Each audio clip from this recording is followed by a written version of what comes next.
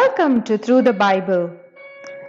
Today we will listen to the story of Esau and Jacob.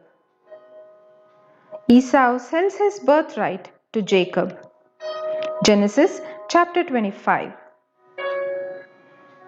When Isaac was 40 years old, he married Rebekah, the daughter of Bethuel and sister of Laban from Haran. Isaac prayed to the Lord on behalf of his wife because she was unable to have children. The Lord answered his prayer and she became pregnant with twins. But the two children struggled with each other in her womb, so she went to ask the Lord. The Lord told her that the sons in her womb will become two nations and they will be rivals from the beginning. The older son will serve the younger one. When the time came, she gave birth to twins. First one was very red at birth and covered with thick hair like a fur coat, so they named him Esau. Then the other twin was born, with his hand grasping Esau's heel, so they named him Jacob.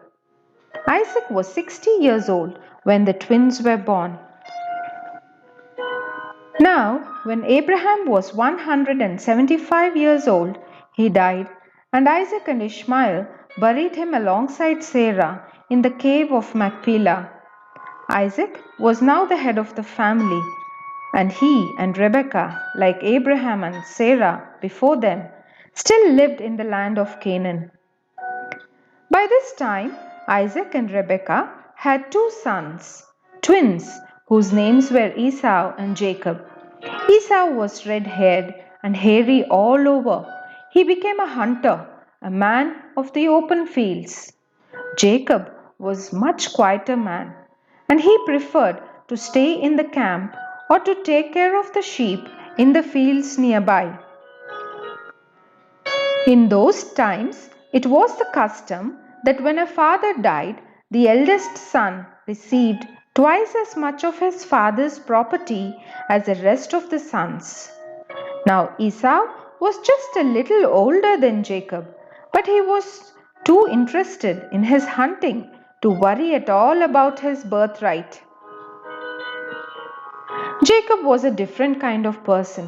He thought a lot about the birthright and tried to work out a plan to get it for himself. One day, Jacob had cooked a pot of thick soup. And when Esau came home from his hunting, the smell of that soup made him feel very hungry. He asked Jacob to give him some of the soup, but Jacob was very clever. At once he saw what he had to do.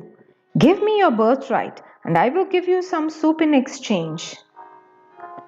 And Esau, as careless as ever, said, "You may have it. What good is a birthright to me when I am dying of hunger?"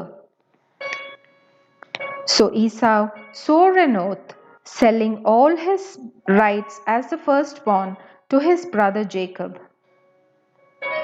Then Jacob gave Esau some bread and soup. Esau ate the meal, got up, and left, showing contempt for his rights as the firstborn.